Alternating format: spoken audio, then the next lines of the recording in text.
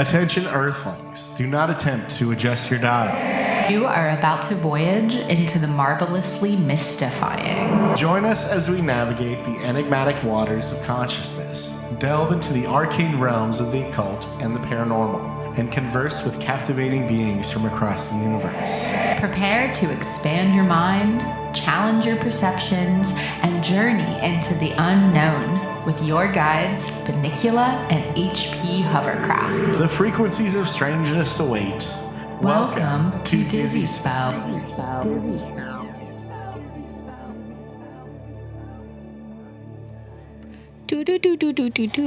Hello. Hello. I'm Bunnicula. I'm HP Hovercraft. That's right. I've been thinking about my names over the years. Yeah? Lately. What do you think? Well, here's the thing is now that we're on this new trajectory, new listeners maybe won't know some of the past names. Hit us. Because okay, I think that Art Hell was a really good one. Definitely. And going further, I think that Weird Elvira was also really good. So good. But HP Hovercraft was the original good one. Yes. So that's why I'm that again. Yeah. But I just want that to be canon, I guess, and new in like the reboot that I am HP Hovercraft, a.k.a. Art Hell, a.k.a. Weird Elvira. That's right. So I want to just put that, was thinking about that today. I want to put that to pen to paper into the air that is. From your mouth to God's ears. New canon. New canon. These things happened. They existed. They were shades of Was there HP. another one? No. No, right? I think that was it. I think. All right. All right. Well, on that note, you're listening to Dizzy Spell. It's our podcast. Yes. Episode 8, baby. Episode 8. Wow. Wow. Did you ever think we'd get here? Yes. No. It's going to feel that way like when it's like 50, when it's 100. Yeah, that's terrifying because we didn't really ever count on the radio show. So no, but that's like was every week, give or take. We probably did like 150 episodes together at least. Yeah. Yeah. Yeah. Very cool. Well, you get a little more bang for your buck now. It's still free. Still free. But you get more bang. Yep. I've been listening to a lot of Chapel Roan. She's one of my talking points. Yes. Okay. Yes. Let's do it. Listen, everyone. Who said last year? Listen to Chapel Roan. Definitely HP Hovercraft. Me, 100%. baby. You want to talk about top 10 albums of last year? On record, yes. Dizzy Spell. Yep. Us. I'm going to give us credit. You said because it. Because what's also funny is that you're the third person today to bring her say, wait, what's up? What do you think about Chapel Roan? I'm like, guys, I've been telling you. And I got to give credit to my wife who showed me in the first place. Yep. But she's got taste. Dude, and I'm so happy that she is launching and becoming like a superstar. Same. Like she's gonna be huge. She's going to be a huge star, and I'm happy about that. Yeah, it's cool. It's fun. Each new festival that when she was at Coachella earlier this year, it was she was at Bonnaroo this weekend. We go. Bonnaroo. Yeah, it was supposed to be. Everybody was saying it was one of the biggest crowds at Bonnaroo. Nice. And she's not playing the main stages yet. Still, she's still just kind of on the and then she's playing a bunch of Pride. I saw a video of her at the Pride in Kentucky. Yes. And it was crazy. Yeah. So yeah, I'm proud of her. Shout out. Yeah. And I'm happy for her, but you heard it here first. You did. It is recorded. It is on record somewhere in the WXNA I don't know archives. if you can access that anymore, but we'll find it. We probably put it on our Instagram. We probably did. We may have, yeah. But want to say it. That's it. You're on the record. So, just jumping right into the next thing. I saw the TV Glow. I did. I watched it last night. I really liked it. Okay. I had high expectations going into it. I knew that I was going to like it. Same. I did really like it. I wasn't floored by it. Same. But I did really like it. Yeah. I thought it was really good. Things that I thought that the main like the main guy, Yes. Justice, who's also, he's in a bunch of movies, but he's specifically for me in a video game called The Quarry. Oh. That's like He's in a video game, like, as a voice? So there's, you ever played Until Dawn? Or do you know what that is? No. So there's like this kind of subsect of popular games where it's like way more a story and like choose your own adventure. Okay, yeah. Like than it is like a stuff. playable game. Cool. And it's like a horror movie. So Until Dawn is like meant to be played with like a bunch of your friends, and you like each like go like, I'm this character, and you like pass the controller around and like make decisions. That's cool. Quote unquote. Huh. And it's like it's not really that, like there is multiple endings. Okay, yeah. But for the most part, things are inconsequential. But it's still Sure. just like a horror movie that you kind of interact with. That's fun. So he's in. It's the same company. 2 years ago, put out a game called The Quarry that is like a sort of werewolf, like summer camp fun. style horror movie. Yeah. And he's like one of the main, and all of the actors in them are like motion captured and like credited as like their Themselves. actress name. Like Wow. in Until Dawn, it's Hayden Panettiere. Oh, yeah. Don't know how to say her last And name. It's fine. also, what's her? There's another. I think she's in High School Musical, but she's also in it. Anyways, he's in that game, and he's good in it. Cool. And so that's how I knew him. That's interesting.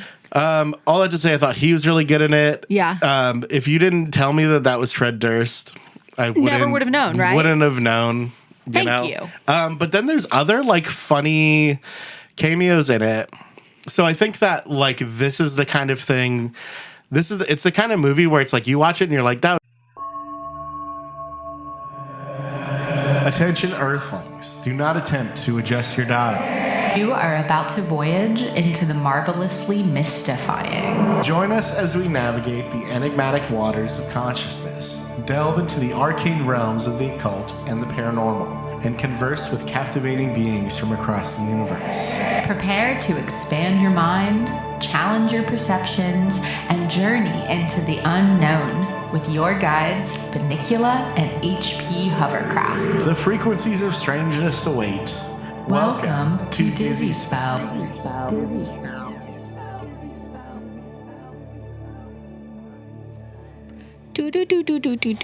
Hello. Hello. I'm up? Bunnicula. I'm HP Hovercraft. That's right. I've been thinking about my names over the years Yeah? lately. What do you think? Well, here's the thing is now that we're on this new trajectory, new listeners maybe won't know some of the past names. Hit us. Because Okay. I think that Art Hell was a really good one. Definitely. And going further, I think that Weird Elvira was also really good. So good. But HP Hovercraft was the original good one. Yes. So that's why I'm that again. Yeah. But I just want that to be canon, I guess, and new Yes. in like the reboot that I am HP Hovercraft, aka Art Hell, aka Weird Elvira. That's right. So I want to just put that. Was thinking about that today. I want to put that to pen to paper into the air. That is From your mouth to God's ears. new canon. New canon. These things happened. They existed.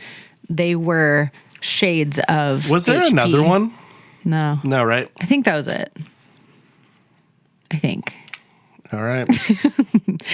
All right. Well, on that note, you're listening to Dizzy Spell. It's our podcast. Yes. Episode 8, baby. Episode 8. Wow. Wow. Did you ever think we'd get here? Yes. No. It's going to feel that way like when it's like 50, when it's 100. Yeah, that's terrifying because we didn't really ever count No. on the radio show. So No, but that's like was every week, give or we take. probably did like 150 episodes together at least. Yeah. Yeah. Yeah. Very cool. Well, you get a little more bang for your buck now. It's still free, Still but free. you get more bang. Yep. I've been listening to a lot of Chapel Roan. She's One of my talking points. Yes. Okay. Yes. Let's do it. Listen, everyone. Who said last year? Listen to Chaperone. Definitely HP Hovercraft. Me, 100%. baby. You want to talk about top 10 albums of last year? On record, Yes. Dizzy Spell. Yep. Us. I'm gonna give us credit. You said because you know what's also funny is that you're the third person today to bring her say, up. Wait, what's up? What do you think about Chaperone? I'm like, guys, I've been telling you, and I got to give credit to my wife who showed me in the first place. Yep. But she's got taste, dude.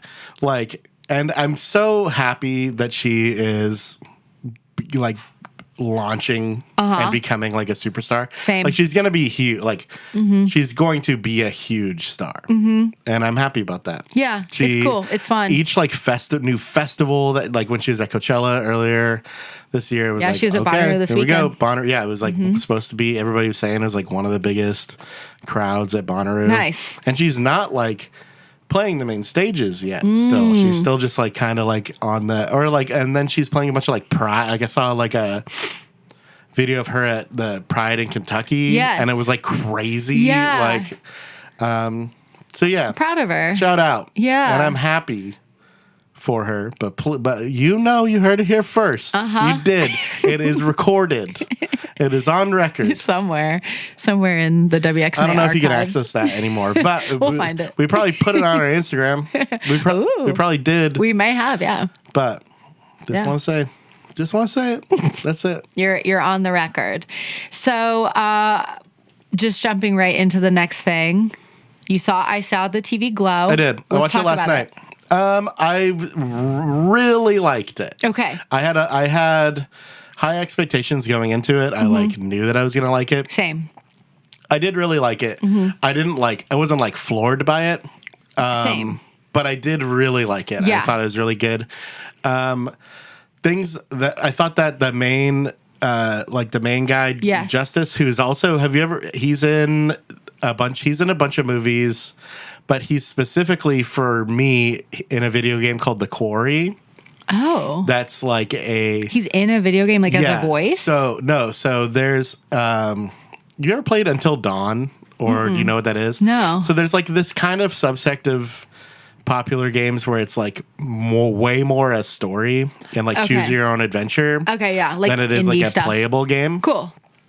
And it's like a horror movie. So Until Dawn is like meant to be played with like a bunch of your friends, and you like each like go like I'm this character, and you like pass the controller around and like make decisions. That's cool. Quote unquote. Huh. And it's like it's not really that, like there is multiple endings. Okay, yeah. But for the most part, things are inconsequential, but it's still just like a horror movie that you kind of interact with. That's fun. So it's the same company 2 years ago put out a game called The Quarry that is like a sort of werewolf, like summer camp style horror movie. Yeah. And he's like one of the main, and all of the actors in them are like motion captured and like credited as like their actress name. Like in Until Dawn, it's Hayden Panettiere. Oh yeah. Don't know how to say her last name. And also, there's another, I think she's in High School Musical, but she's also in it. Anyways, he's in that game, and he's good in it. Cool. And so that's how I knew him. That's interesting. All that to say, I thought he was really good in it. Yeah. If you didn't tell me that was Fred Durst, I never would have known, right? Wouldn't have known. Thank you. But then there's other like funny cameos in it.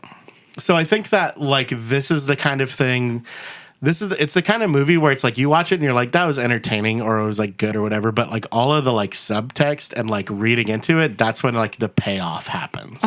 So like we all know from the director being interviewed that it's about like their trans experience and that's like so heavily like coded. The imagery in it is obvious. The color scheme. Yeah. Like, all that. And you know, if you just like surface level, just watch it, you go, I kind of get it, but I don't. It's so personal. And you know that from like the director being like, well, it's really influenced by me watching like Buffy when I was young and stuff like The Adventures of Pete and Pete. And there's like cameos from like the actors and The Adventures of Pete and Pete. And like also then like, oh yeah, Fred, they're the ghost neighbors. I forgot about that. So and like specifically a quote that I read was like, that's not just like a fun Easter egg. That's like, it's supposed to mean something. That's like specifically those characters. Cool. Which is just to say that it is deeper meaning to like the media that you take in as a young person. That's really cool. I like that. Which then leads me to why Fred Durst.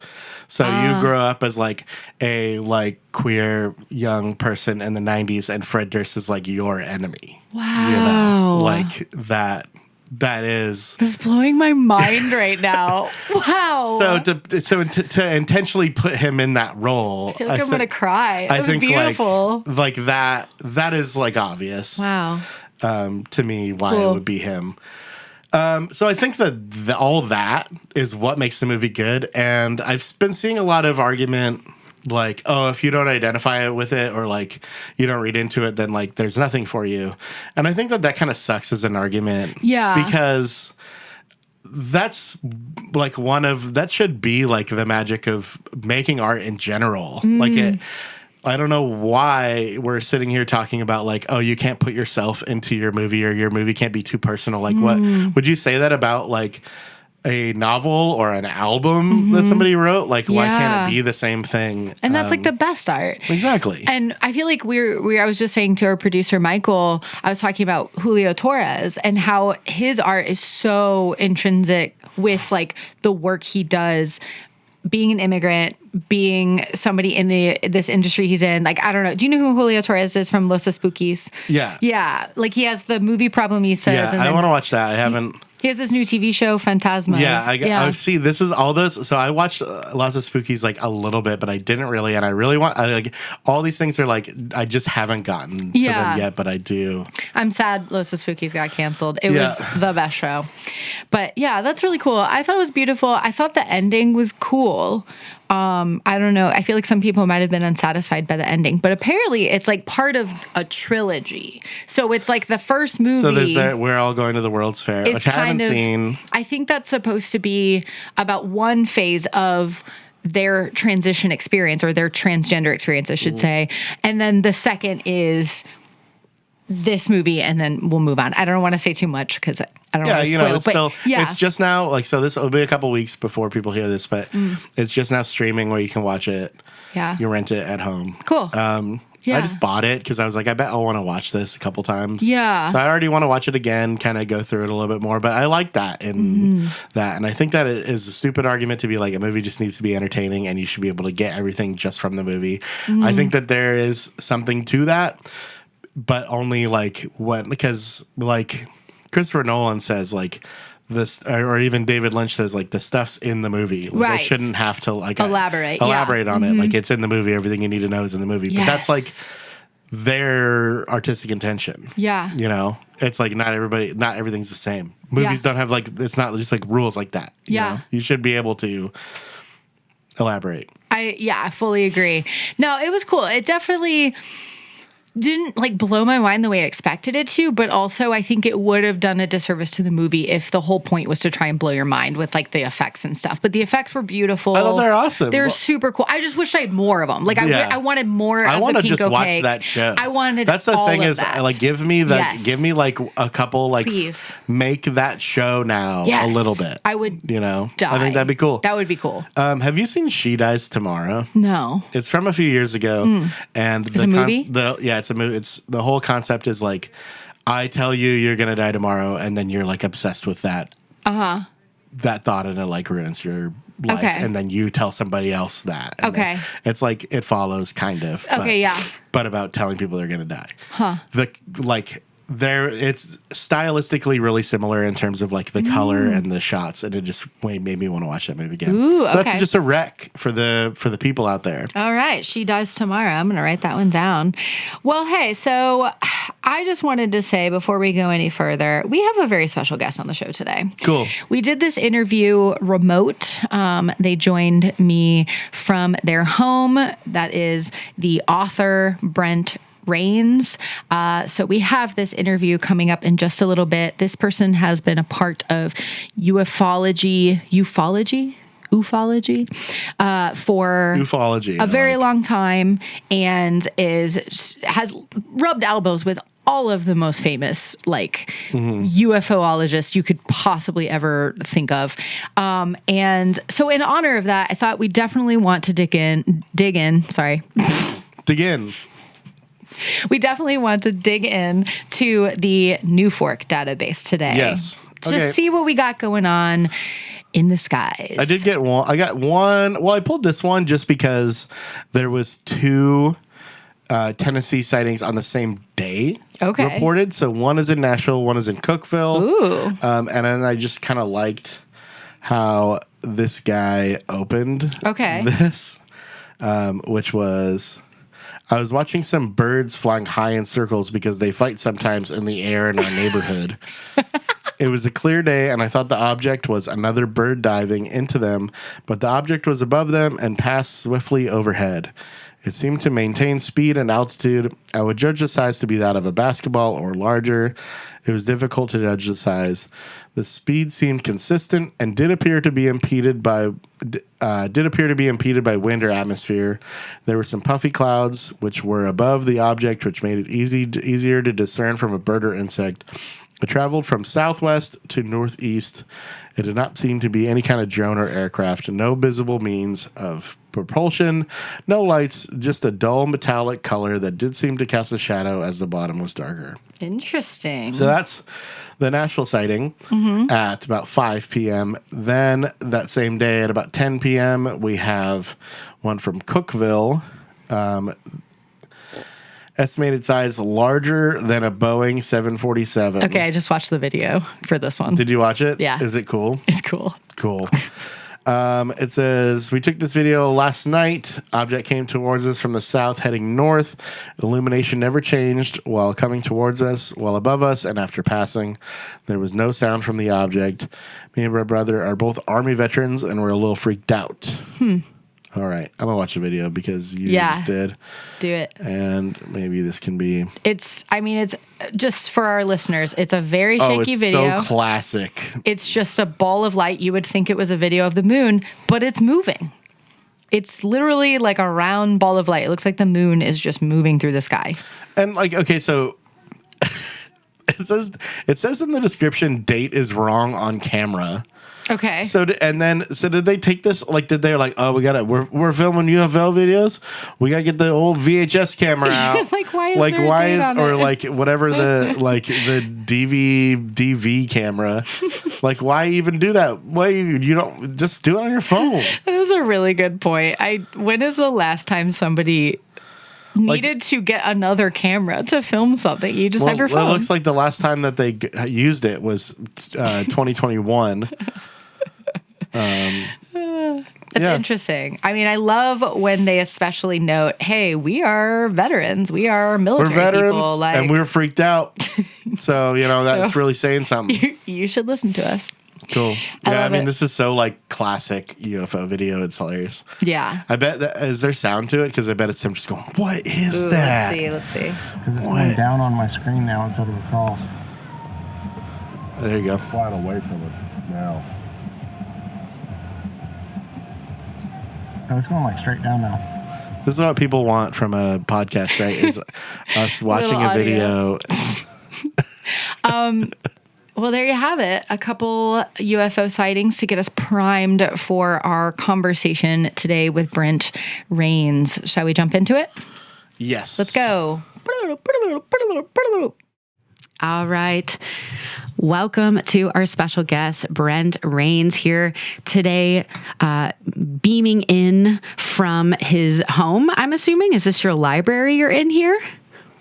Well, actually, it's a combination bedroom and library. Okay. And then I have another room because one room just isn't enough. After 57 years of studying these anomalies, it takes lots of space and, Yeah, I respect that. And you can absorb the knowledge while you sleep, right?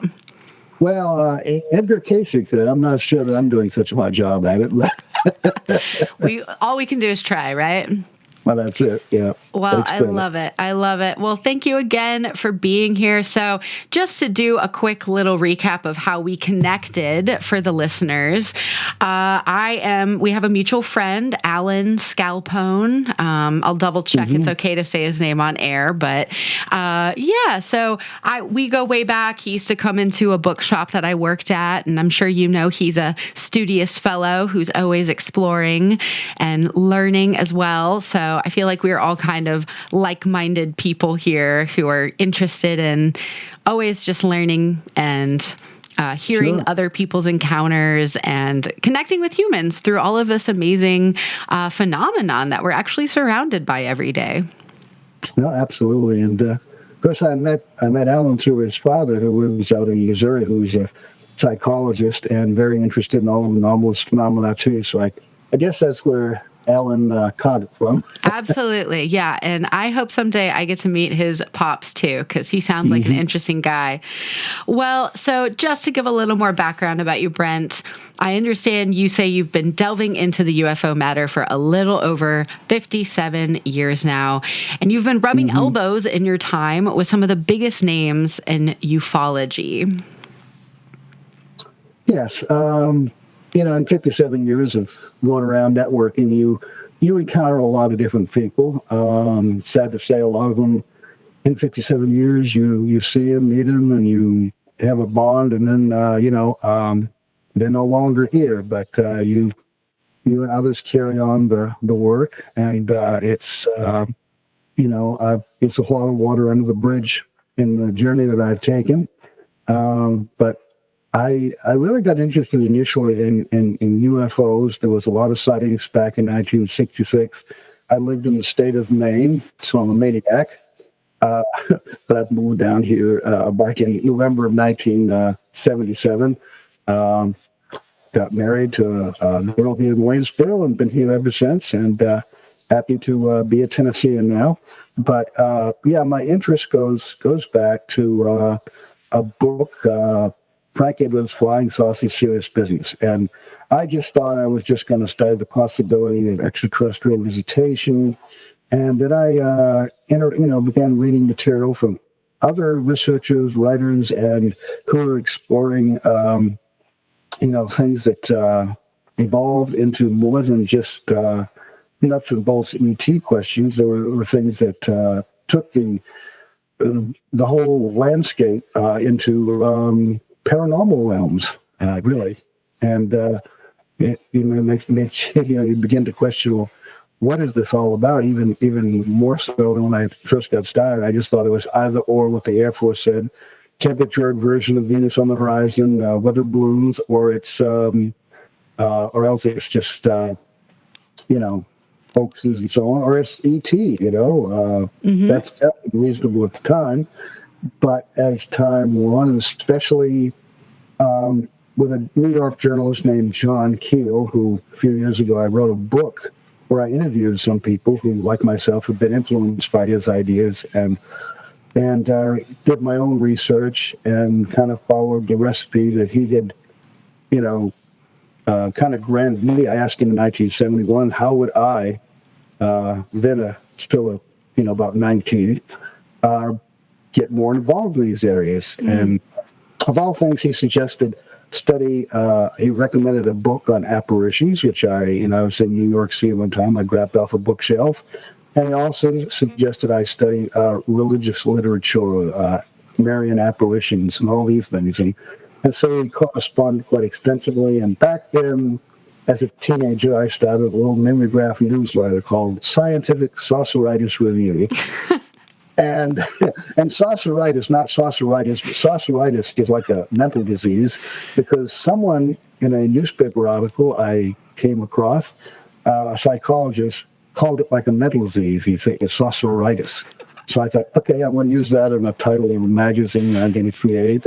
I love that. And of course, Keel had a newsletter he put out called Anomaly. So we exchanged publications and engaged in some correspondence, and I was a fan of his work. I admired the direction he was taking, and the fact that in the 1960s he tried to keep up what was going on, and he drove through about 20 different states, interviewing people and gathering. He subscribed to various newspaper services. He corresponded extensively. He was always clicking on his typewriter, and he wrote me, a teenager back then, sometimes like long letters, 2 pages, 3 pages, and there would be single space typewritten. And and yet he would be writing all these articles and come to write books as time went on. So this is cool. I think this is a great point to also jump into the fact that you are the editor of Alternate Perceptions, or AP Magazine, which has been online since 2001. It started being published in 1985. Mm-hmm. And your website says it's an alternative way to explore and explain the mysteries of our world. So this website has news, interviews, essays. Is there also videos on there? I didn't see any, but I'm assuming there's some videos. Yes, I am. In the past, I did audio interviews, first print interviews and audio interviews, and I evolved up to where for over a year now I've been doing, I guess now about 2 years, interviews where I Skype people, and we will, on Skype, and I'll download it to YouTube. Okay, yeah. And so now I have video interviews too. I love it. All right, very cool, very cool. So yeah, to go back to what you were saying, you had this friendship with John Keel. I love this. I will say, first time I went to Point Pleasant, West Virginia was about 16 years ago, and was a big part of my personal journey into a lot of this realm that we are both, all of us, interested in. I am curious to hear a little more, if you'd like to share, if you feel comfortable sharing, about your attempt to communicate with John Keel after he had passed beyond this mortal realm. Wow. Yeah. I was, after his passing, which he passed at age 79 back in July 3rd of 2009, I thought, gee, I'm no more communicated with John Keel. He's passed on, and he contributed so much to alternative thinking on the subject. And I thought, a little loss. So a little later, in early the following year, I met up with some researchers who were doing ghost hunting. And I already knew one of them said he was an alien abductee. And the guy who was using the ghost box, it turned out he wasn't telling this to me in the beginning, but it turned out he was a major experiencer himself of UFO alien phenomena, and has since written a number of books on the subject, as well as the paranormal. He's also, as often happens with experiences, they're also, developed a sensitivity toward psychic phenomena, as well as having occurred in alien encounters, abductions, or contacts, whatever the case may be. So anyway, he introduced us to the ghost box, Yeah. which I know Alan knows about, you guys know about. Oh, yeah. I would love to have one. But, it's simply like to take a radio from Radio Shack, and you manipulate the scanner where it goes on continuous scan. And the idea is that besides picking up little bits of radio stations, you'll actually pick up spirit voices. So I was skeptical, I admit, when this was first mentioned. And then over time, though, there were these things that it happened. We would be doing a session, and a voice would come through, which I had mentally wanted to. I didn't say anything in the beginning, but it would be like, would start hearing John Keel. And so they made, audio clips of it. And it happened quite a number of times. One time where it really got noticeable was on the 1 year anniversary of his passing, July 2010. And so I was at this home of Sandy Nichols up in Thompson Station, and Brett Oldham was there, and he was, showing how to do the ghost box. Had it hooked up to a very loud speaker. I think we had 3 recorders going at the time. And, Brett asked, can John Keel say his name? And you got a male voice saying John Keel. And he asked about Bigfoot, because Brett was interested in Bigfoot. He claimed to have seen one in his younger years in Ohio. John Keel said that? Well, Brett Oldham. Oh, okay. Well, I had told Brett that John Keel was very interested in cryptids, Okay, yeah. And so he asked, this John Keel on the, over the radio, can John Keel tell us what he knows about Bigfoot? And this voice came through, and you could tell it said Bigfoot. What it sounded like was Smuck Bigfoot, see?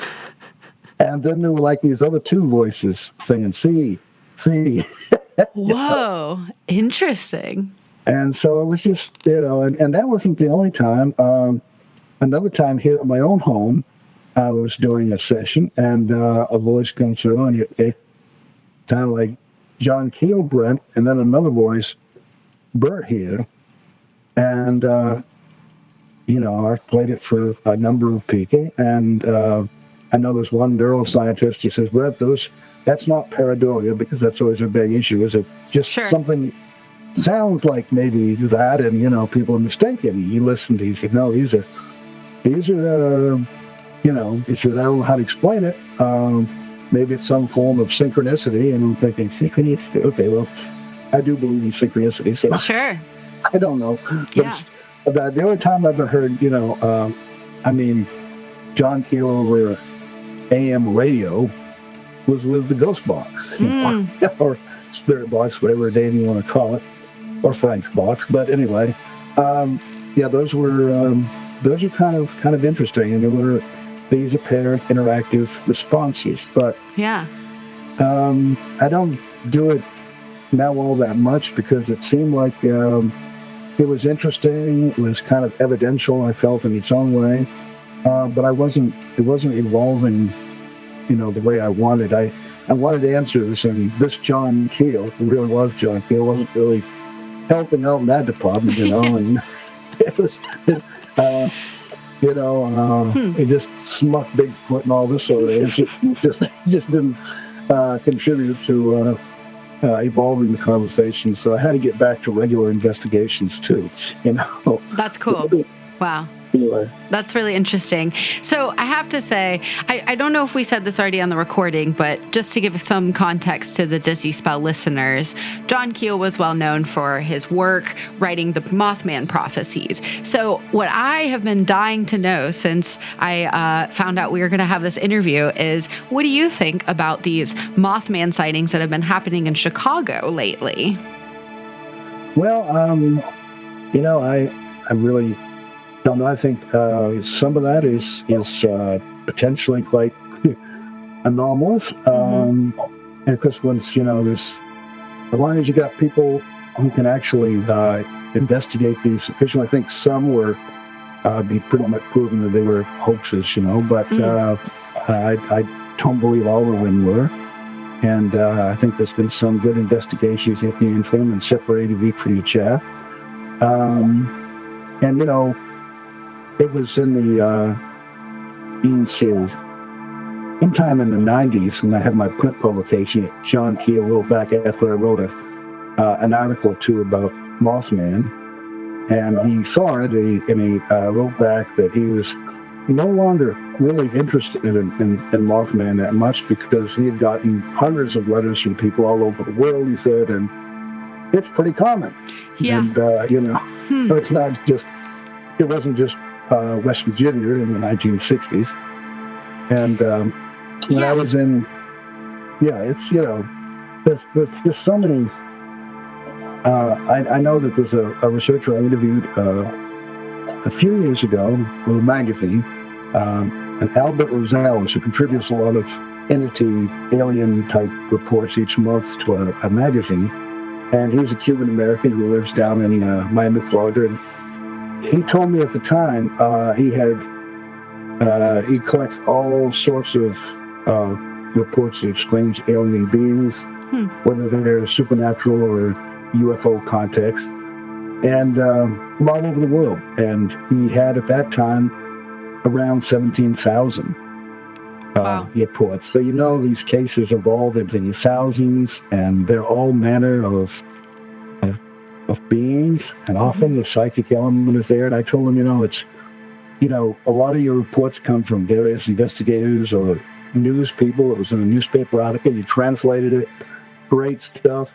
But if you could actually interview the people in depth, this is probably not the only anomalous thing that's happening in their life. This is, and it involves so much more with the psychic element. And unfortunately, like a lot of the UFO investigators, they say they go to interview a someone had a recent sighting they'd been mentioning in the newspaper, they're not going to ask the kind of question, about have you had any other unusual experiences, or if they say, oh, a week after that experience, a Bigfoot ran across my backyard. Mm-hmm. Well, the average investigator might not. We might say, well, you need to contact one of these Bigfoot people. That's not my department. Mm.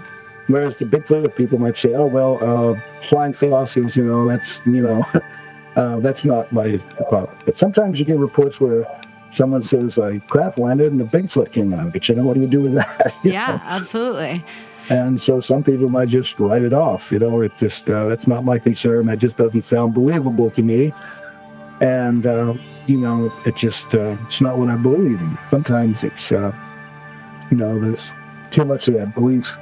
Someone's prior belief in some perspective just interferes with actually thoroughly investigating all of these. So. Yeah. I really enjoyed this passage from the chapter you wrote for Beyond UFOs for the Dr. Edgar Mitchell Foundation for Research into Extraterrestrial and Extraordinary Experiences.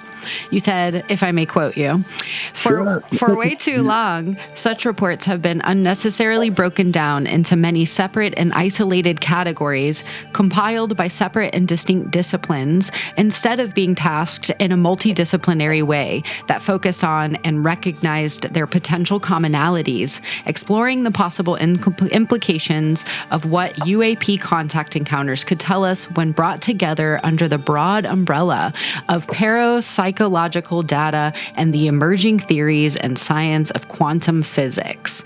There it is. That sums it up. That's really beautiful. Wow, I wrote that? Okay. Anyway. I think you wrote it. Yeah, I did. John Keel, back in 1970, he wrote 2 books, Strange Creatures in Time and Space, which was his first one, and then UFOs Operation Short Notice, which blew a lot of people's minds. And there were all kinds of, the mainstream UFO community, a lot of them were upset with his points of view, his ideas, his concepts. And he proclaimed that ghosts, aliens, what's the difference? Just a frame of reference. I mean, they all can float. They all can walk through walls. They may communicate telepathically with someone. They may touch you physically, but then, go through a solid wall, disappear, vanish, reappear, maybe even shapeshift. Yeah. This is high, strange, anomalous stuff. And so, and it's not just the UFO community, the Bigfoot community. There's a lot of strange things there. There was a book written a few years ago by a Tim Renner and a Joshua Cutchin that dealt with, I think came out in 2020. It was a volume 1, volume 2. Volume 1 dealt with a lot of Bigfoot cases that showed that they were sort of like apparitional forms and sometimes connected with UFO phenomena. So, and Keel felt that ufology should have been a branch of parapsychology in a variety of ways, Yeah.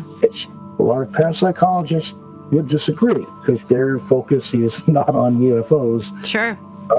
It's, they're trying to conduct lab experiments in psychokinesis and telepathy and even, channeling and mediumship and spiritualism is kind of rough on their perspective, just as nuts and bolts mainstream ufologists to contact the abductee stories are kind of difficult for them to digest and process. But there seems to be something to all of it if investigated properly and seriously. And of course, there's also Jacques Vallée, the French scientist, whose ideas over the years evolved quite similar to John Keel's, although they differed in various ways. Anyway. Yeah. Awesome. I love it. Well, I'd love to hear a little more about your ghost hunting if you'd like to share. Yeah, I know that you've been involved in that.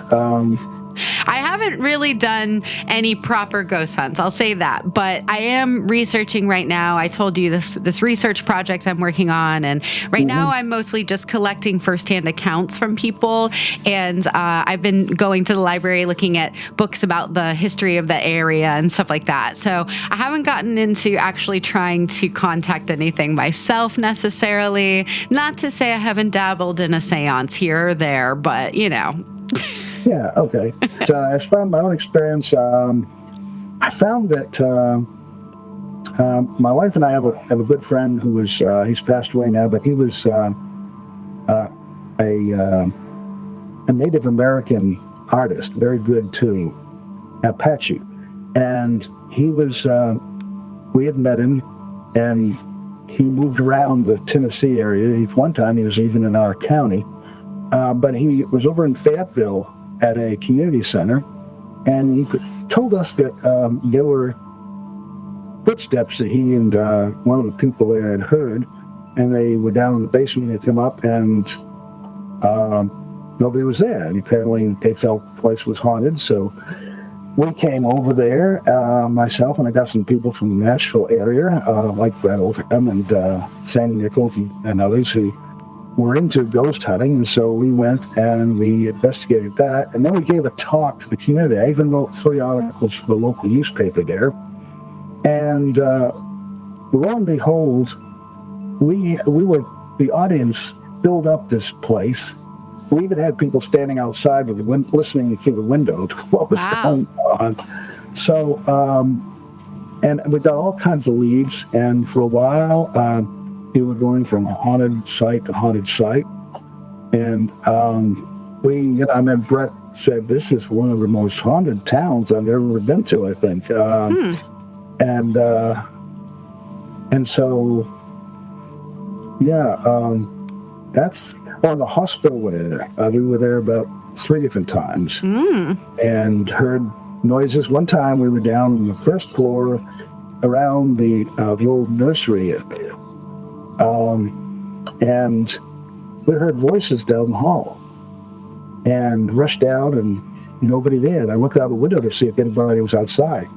We appeared to be the only ones in the building, and yet it sounded like there was people walking toward us down this hallway. And I was told that some people had their recorders going, but when they played it back, they didn't hear the voices.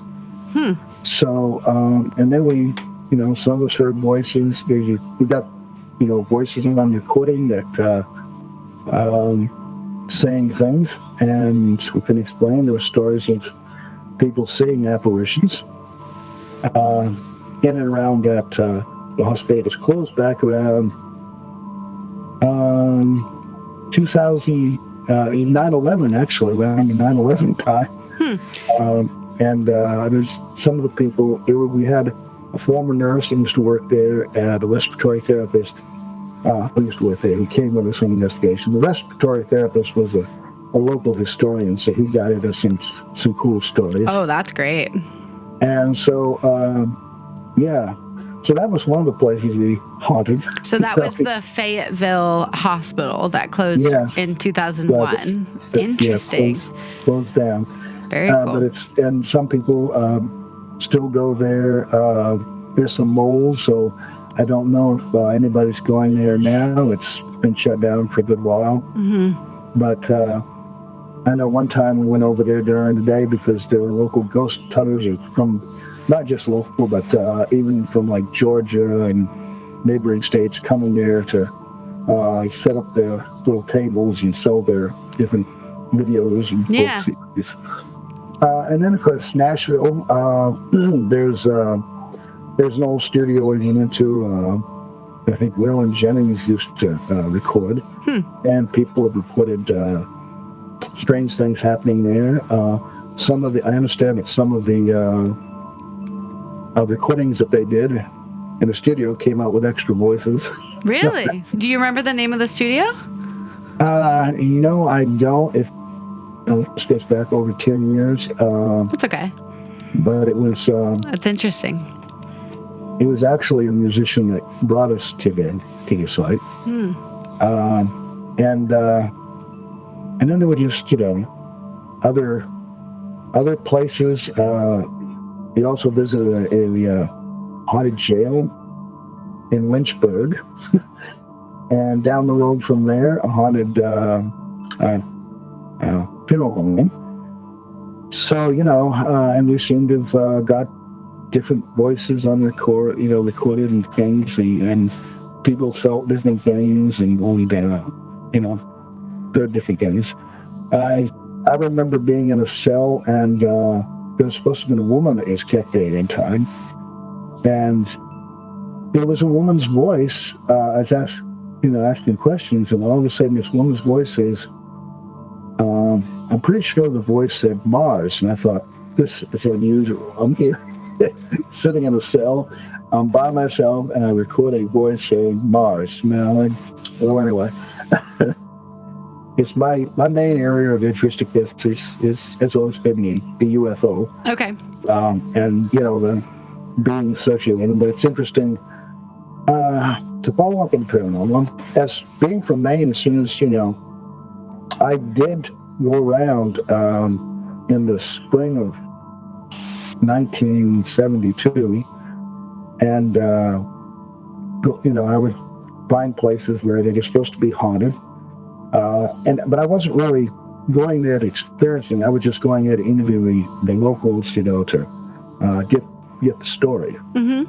And it got to the point that spring that I realized this could never end. Never end. Never end. Never end.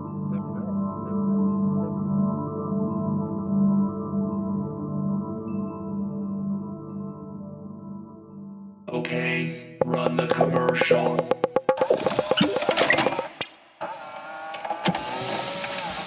From 1980 to the early 90s, my father owned a video store in a small town in Kentucky. Join us the last Wednesday of every month as we take a journey back to that time and explore the films that were released during the home video boom of the 1980s. From holiday-themed horror, Christmas Eve is the scariest damn night of the year, to Star Wars ripoffs. There were countless trends during this period of cinema, as the advent of home video created an entirely new market for both producers of low and high budget cinema. Many of these films have been forgotten. Many of them are probably best left forgotten, but together, we are going to discover the weirdest, campiest, strangest films you've probably never heard of inside my dad's video store. Now back to the interview. So I went into the Navy for a couple of years, and I thought, darn, my investigations are on hold. But that wasn't really true. I actually ended up, my ship got home ported, a destroyer escort, down in Mayport, Florida. And I remember nearby there was a PO address of a lady named Ramona Clark, who a year or so before I had corresponded with her and had seen a UFO with her husband and 13-year-old son. And it hovered over the car at one point, and then afterwards their home erupted with poltergeist activity and eventually beings appearing in their bedrooms. And they actually corresponded with John Keel, to seek his advice. So it turned out that her husband was in the Navy and was actually living on base, had a home on base there. So all I had to do in the evening when I get off duty, I could, if I wasn't having to do a watch, I could just get off the ship and go over and visit. And it just happened in like 1973, and all these UFO sightings erupted. So we would actually go out and investigate stories. And this was a case up near Jacksonville Naval Air Station. There was a military lady, and there was a little write-up in the newspaper where this woman had called the police to report a flying saucer, a flying disc with lights, a ring of lights around it, 2 nights in a row. So Ramona and I drove over there and interviewed the lady, and she seemed genuinely upset. She had the feeling of being watched. This thing was flying overhead. She called the police, And by the time they got there, it was no flying saucer, but, it did get written up in the newspaper at least so they could follow up on it. And then Ramona asked her, and this is where experience comes in handy, have you ever had any other unusual experiences? And her first response was, no. And then she said, well, you said just unusual, not UFO. Yeah, just anything that's... But she said, I did have a time I got a phone call, and it was the exact voice of a friend, but he had died several months before, and he said he wanted to come over, and she said, I started crying. I said, no. So, did something similar happen in Mothman Prophecies? I know it's in the movie, but did it happen in the book also? Like someone who couldn't be calling, but had given a phone call to John Keel. Did that happen? Yeah, there were a lot of strange phone calls. There was one mentioned in, it happened to a lady in Point Pleasant, where just about for a week, I think, every evening, the phone would ring, and there would be this voice on there. And I can't remember all the details of it, but that was interesting because a few years ago, I was on a Indian mound tours up in that area with Greg Little, who works in the magazine with me. He's a psychologist and author, and very interested in Native American sites. And you were out in West Virginia? We went to Ohio, West Virginia. We made several Indian mound tours. They were presenting the history of the mounds and such. And Joan and I took to kind of lead meditation things at the sites.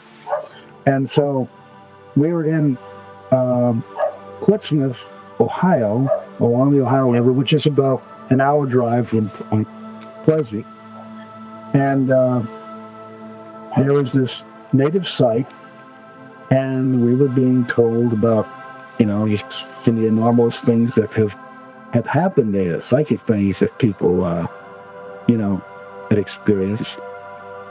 And anyway, this woman that worked there, and her husband was the mayor of the town. These are very respectable people. And she had not only experiences there at that native site, but also as a child, her and her brothers and sisters one night had come home, and they noticed there was a moon in the sky. And they're pointing to this full moon, and then they look over in another direction. Wait, that's the real moon. What's that? Oh, my gosh. And then the next thing they knew, they were all laying together on this bed in the house. They had missing time, couldn't explain it. And it was around this time they got these weird phone calls. Now, they said their mom was always critically, though, that someone calls, you don't talk to strangers, Yeah. But in this case, she seemed to be okay with it. And they talk, and he sounded like somebody in a foreign accent, and they would just converse. And this went on night after night for about a week or two. And they have no memory as to what they talked about. Oh, no. Yeah, and one time they were outside, and they saw several human figures rising from the ground. They were like in a circle, like holding hands or something, and they just rose up in the air. And so anyway. Wow. And so they were, this woman there, she was very interested not only in Native American and their own experiences, but also the whole Mothman thing, John, because it was so close, and they had so many unusual experiences, along with the phone call thing, But and of course there are reports of phone calls from the dead. Yeah. There was a parapsychologist, D. Scott Rogo, who co-wrote a book back in the 70s of many different cases of that type of thing. People would get a phone call. It would be a relative, they would get engaged in conversation, and then afterwards, when they hung up, they realized, wait a minute, it just clicked. I shouldn't be talking to that Aunt Sarah or whoever, Yeah. They're no longer alive, but they get so caught up in the conversation. Huh. And it almost seems like an element of hypnosis, right? yeah, it does. A lot of the experiences seem kind of like the experience you're kind of entranced. And Keel even described a Mothman witness I think it was right in Point Pleasant, who stepped outside his house and saw the eyes of this being standing on his lawn, and came in about 15, 20 minutes later. His wife said something like, "You look like you've seen a ghost." And he, tried to collect his thoughts and said, "Well, I just saw something out here on the front lawn," and he couldn't move. I was in West Virginia in 1976. There's some people that ventured over there with me from Cincinnati. Mm-hmm. And there was a lady that Keel had mentioned, and I talked with her on the phone, and she was one who had seen this figure out in the field. It was in the TNT area. Her husband worked in that area, and saw it was just before a storm. She said she was going outside to cover some motorcycles, and across the field was this dark figure standing there. No wings or anything, just this dark human-like figure. And then all of a sudden started flying across the field at high speed. And she said her ears started popping, heard a sound like a broken fan belt. And she said that she concluded later it must have been some kind of robot, Huh. But she also was one of those people that Keel wrote about, who had kind of prophetic dreams that something bad was going to happen. And then, of course, later the Silver Bridge collapsed. Mm-hmm. And that's and it turned out, she told me that she was no stranger to having prophetic dreams. She had also had a dream about a fire that killed several people in jail in Point Pleasant years before, and it came to pass. And she was of a Christian lady of Pentecostal faith. And so, I thought, well, what John Keel said, he was right. I got to meet Linda Scarberry and her mom and dad while they were there. They, visited them briefly. Wow. The collapse of the Silver Bridge happened, they say December 15th, 1967. And if you read the Keel book, him and a movie documentary makes this young man named Daniel Drowsing were in Keel's apartment in New York City, and the news came over the television. He expected that there was going to be he'd been put into an electrical blackout that night, but instead over the TV came the story that the Silver Bridge collapsed. Although he wasn't sure, it didn't say Silver Bridge, but it came to pass that his suspicion was right that it was. But what I found out from Dan Drazen when I connected with him was that Keel wrote him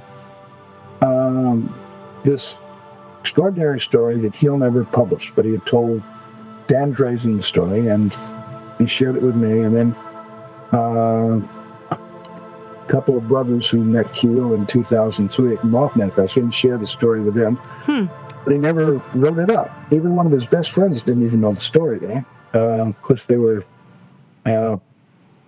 talked a lot about 14 things. They were also both involved with, working with media and things. Keel worked a lot of different areas of. He worked with radio stations, television.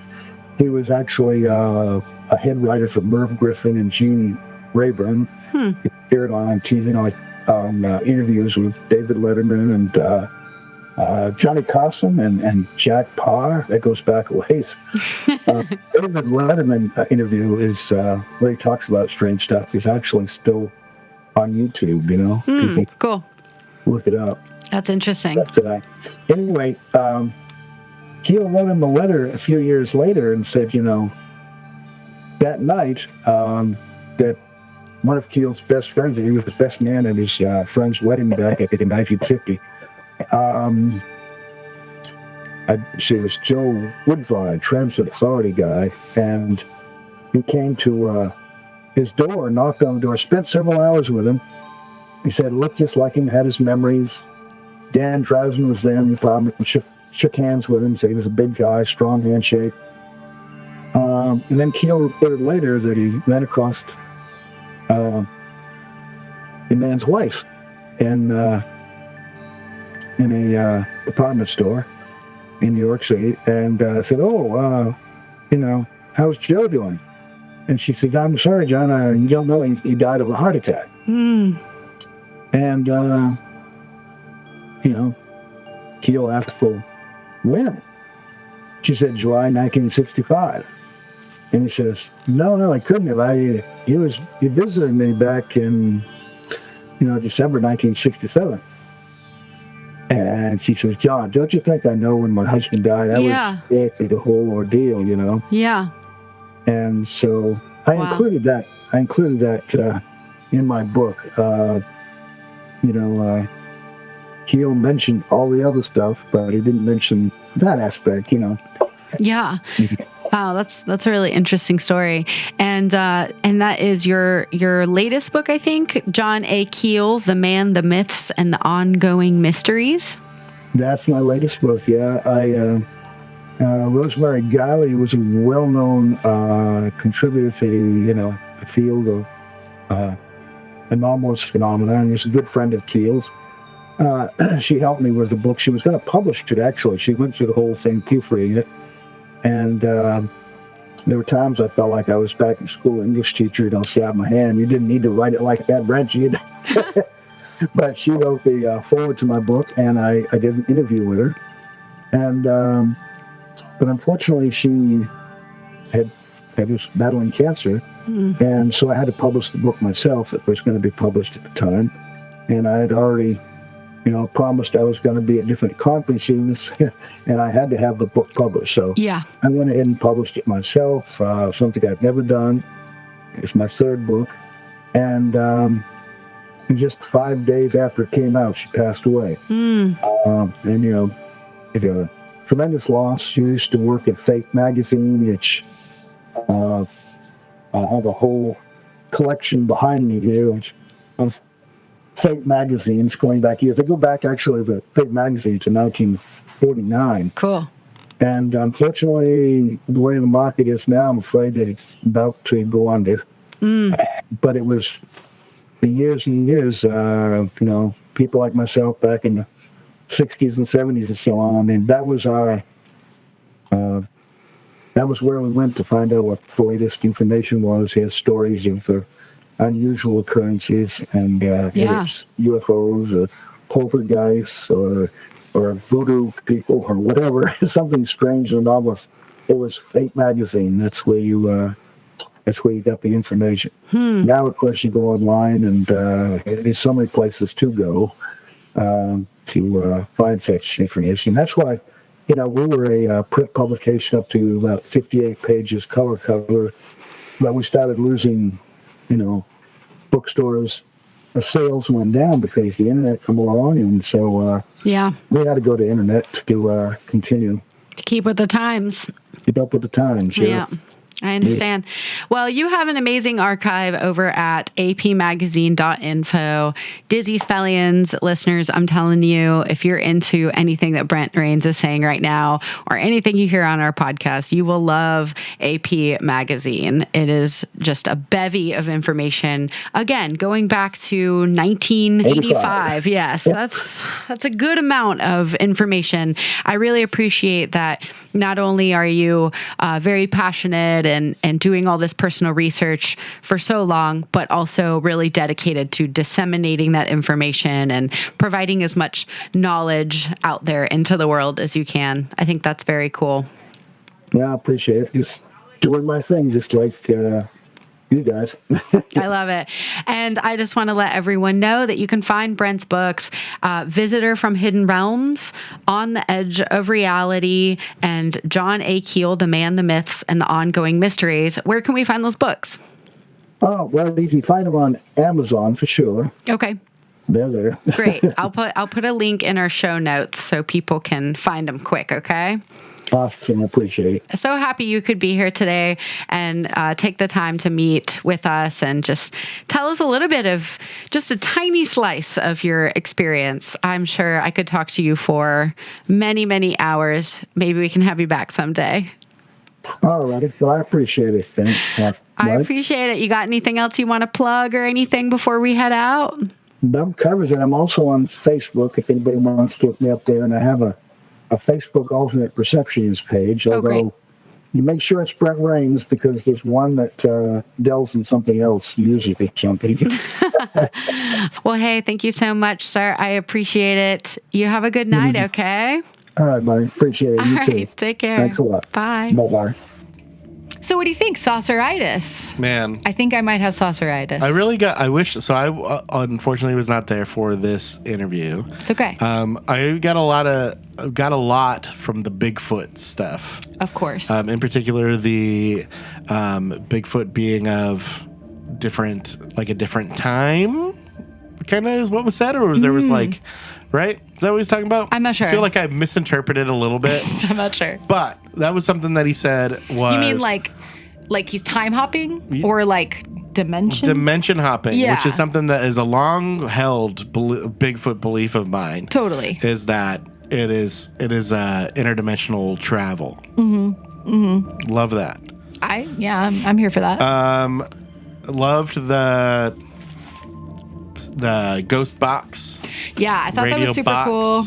Yeah, the fact that he has tried to speak to John Keel from Beyond the Grave is like one of the coolest things I've ever heard in my life. Yes. And it made me feel very cool when I asked him that question and he just went, wow. I don't know if that was like a, damn, you're going there, or if it was like a, oh, wow, I just remembered they did that. I don't know what the wow was, but hopefully it was a good wow. He seemed comfortable talking about it. Any other standout moments from aside from Sauceritis? Well, I tell you this. I want to see some of those messages, those letters he was writing with John Keel. I'm very interested in this. I think it's really cool that he had this friendship with John Keel. I would love to hear audio clips from that spirit box. I think that would be so cool. I was also very intrigued. He talked about the most haunted town around here is called Fayetteville, and there is a hospital there that they did some ghost hunting in, and that was a really cool story. He also talked about meditating at mound sites, I think, and I thought that was a really interesting thing to talk about. He does tours of these like burial mound sites, and I feel like we could have just talked to him about that for an hour easily, you know. It was all just very interesting. He also, mentioned there's this haunted studio here in Nashville, and I'm very curious about this. Oh, yeah. Speaking of, we'll get more into it in the next episode, but I wonder if there's some information in here. I found this amazing book at the library called Nashville Haunted Handbook. It is by ghost hunters Jeff Morris, Donna Marsh, and Garrett Merck from here in the Nashville area. And you would love this book. I'll tell you right now. I reviewed it on my TikTok. Nice. Thought you'd like that. Shout out, nice promo. I know. But yeah, I thought that was really interesting. I don't know, just everything he said. He also sent me some kind of like supplemental stuff to read beforehand, which I quoted in the interview and stuff. And one of the things he sent me was this wild story that I was not really familiar with. My husband had already heard about this town called Fatima, and this just wild experience where these children met this person they called the lady, who they believed was maybe like the Mother Mary or some sort of like woman who came to them and said like, I'm an angel, I'm a being of benevolence, come back here every month on this day and we will talk more, and at the end of 6 months I will reveal more information. And the whole story is like mind-blowing. I highly recommend you go check us out. It was from a story that I think we'll probably link in the show notes it was a chapter in a book called Beyond UFOs that we talk about in the episode. But yeah, just, I don't know. One of the coolest people, and it just really felt like we were talking to like one of our kin, like. Yeah, there was a bunch of times where it was like, what I'm talking about. Yeah, it made me feel good. Yeah. Like I was like, oh yeah, I know what you're talking about. Yeah. But I thought it was very interesting. Like he gets a lot into this idea in his essays about like religious context, and that could be like people misinterpreting religious experiences that are like maybe extraterrestrial or vice versa, or maybe they're two in the same, It's very interesting stuff to just get into. A lot of like religious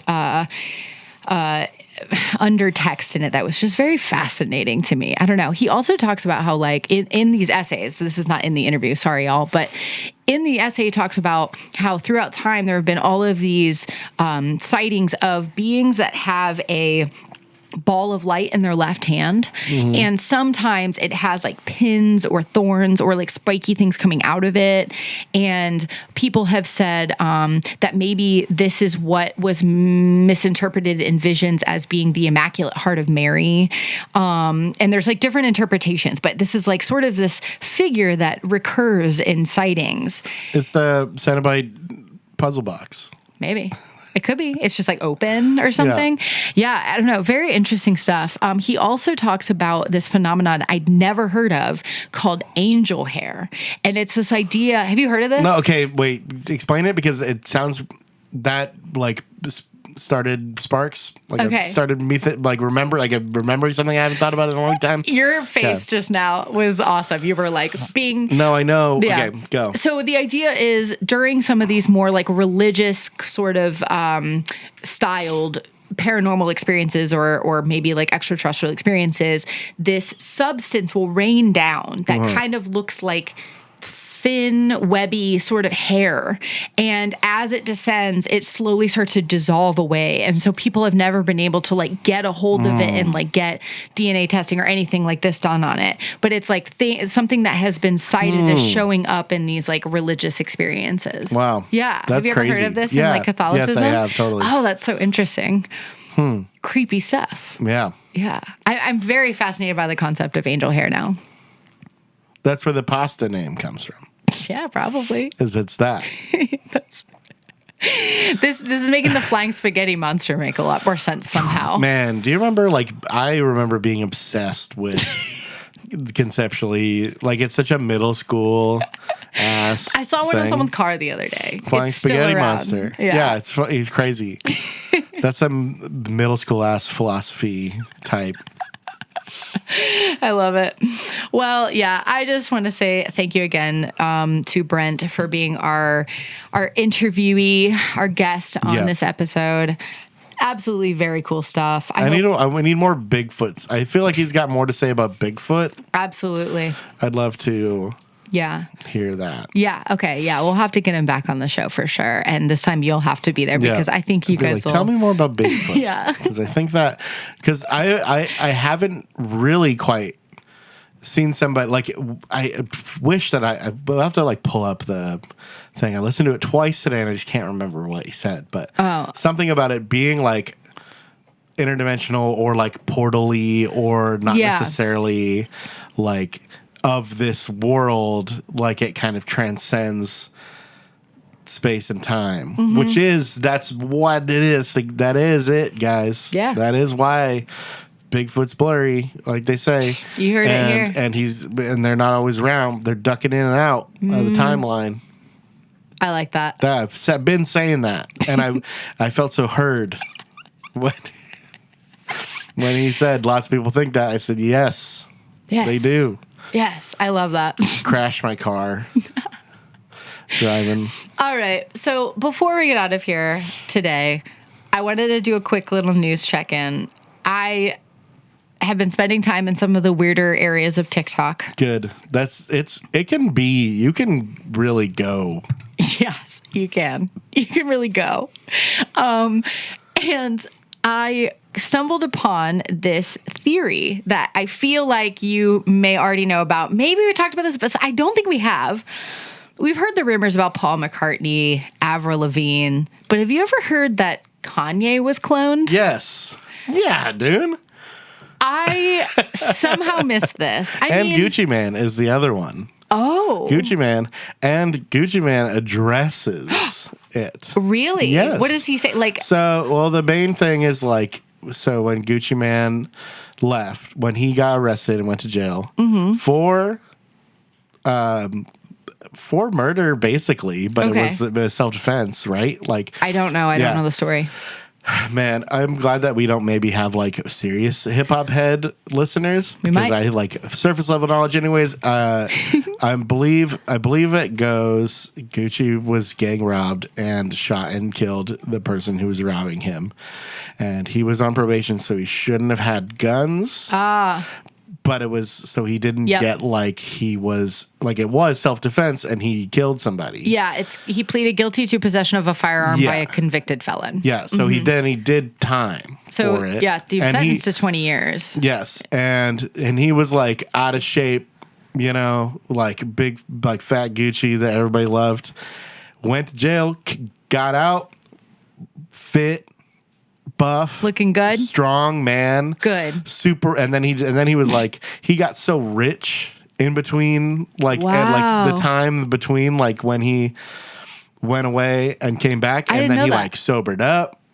He was like super fit. He had like the whitest teeth in the world. He's like all like jewelried out and everybody's like it's Gucci clone. They think it's a clone Gucci just Man clone. Because he got a glow up? Yes. And I'm not, so people just say stuff like that. And there's actually a song and it's him and it's called Champions. Okay. With him and Kanye West and a bunch of other people where he does address the Gucci clone rumor. Okay. What does he say? Now that Gucci home, it's over for you Gucci clones. Oh. Is what he says.